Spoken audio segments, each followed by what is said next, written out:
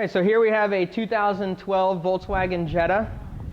The customer is complaining about the fan being super loud after it runs for a little while. It is very loud. We did verify it. So what we're going to do is we're going to replace that cooling fan assembly. Right, so we should be able to just remove the air inlet. And then we have about, I think, 4 bolts on the side here, 2 on one side and 2 on the other, and that should relieve our fan. So we'll go ahead and get started by removing our air ducting.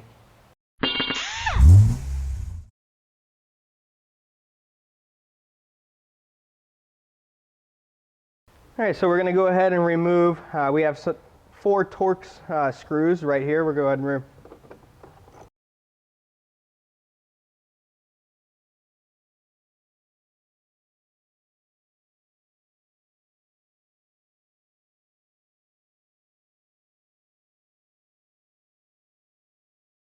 All right, so now we need to remove the condenser.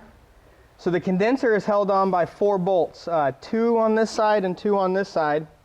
We have 1 connector that's located at the very bottom corner here. So we'll go ahead and we'll start taking these bolts out.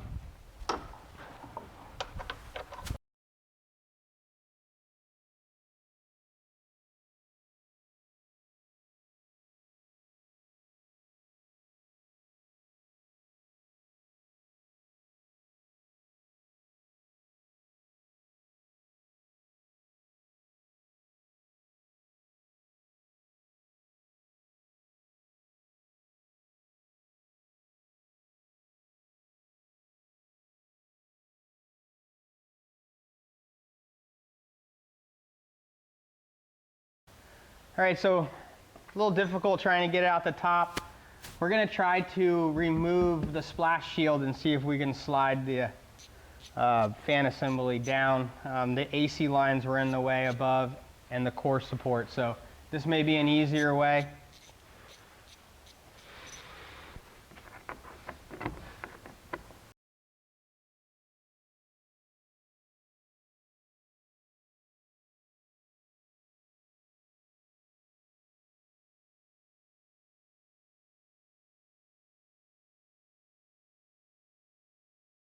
All right, so here's where we were below. There was a connector. I unplugged this connector. Basically, this connector has a locking tab. You have to release the locking tab to be able to pull the connector. I had one other right here, some push pins. They went in right here, held it. I did that when I was underneath, so this should be easier this way.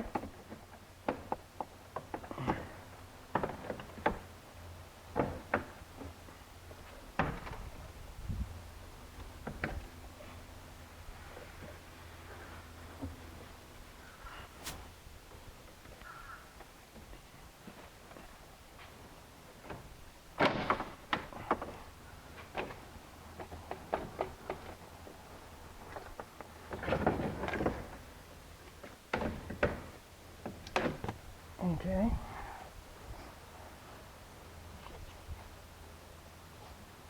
All right, so here we have our new radiator assembly we got from Auto Parts Direct to You. So we want to make sure that all of our mounting tabs are the same. Everything looks pretty good here. On a Volkswagen, another one to be concerned would be to make sure that all the fans are turning in the correct direction. It looks like we might have something different here. All right, so one of the big things, right, was making sure they were all correct. We did see the difference in the arrows.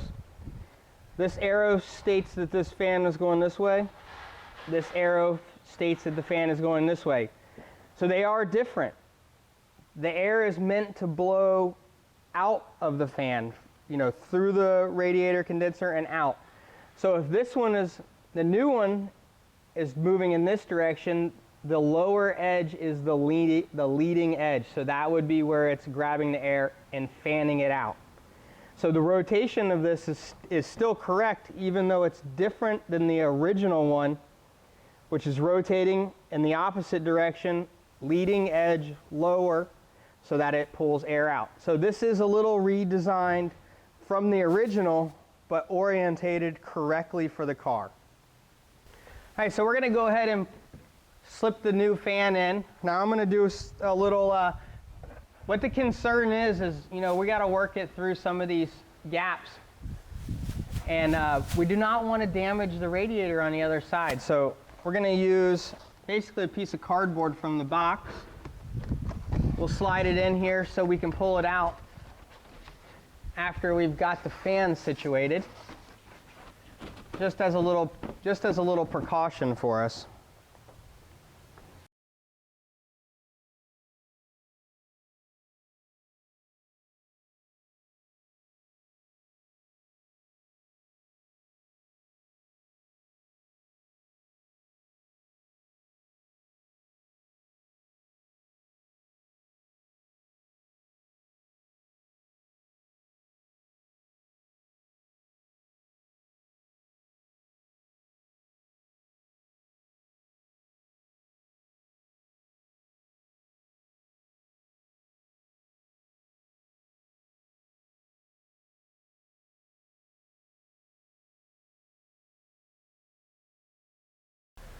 All right, so we got our bottom ones in.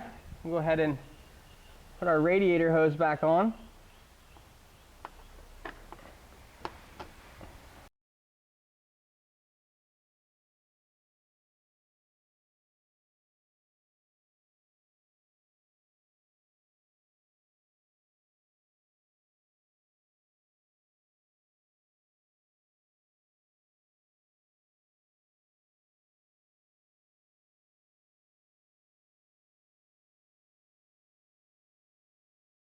All right, so now we'll go ahead and put in our top mount bolts.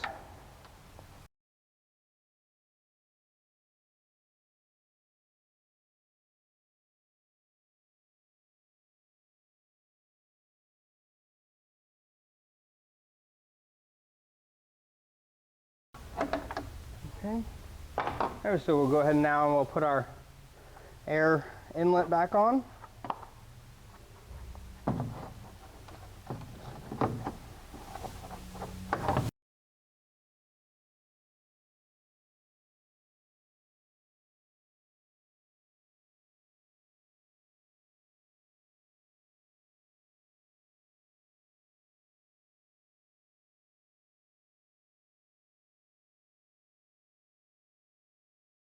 All right, so now that we have everything all mounted back up, what we're going to do is we're going to start the car up and we're going to run it. We're going to verify the fans come on. So the first thing I'm going to do is before I start the car, is I'm going to turn the AC off. So what that's going to do is the AC being on automatically demands the condenser fan to be on. I don't want to see that right now. I want to be able to turn the car on, raise the temperature. Once it gets to the temperature it needs, it turns the fan on. Once I verify that it has turned the fan on, then I'll turn the AC on, and that should kick the fan on for the AC side of it. I want to verify both sides are working and isolate noise. So we'll go ahead and we'll start that up now. Now this process, it does take about 15-20 minutes to go through this. You could sit in the car and hold the throttle at 3,000 and help it out a little bit, or you could just let it idle for its time and let it settle itself. So we'll go ahead and start it now.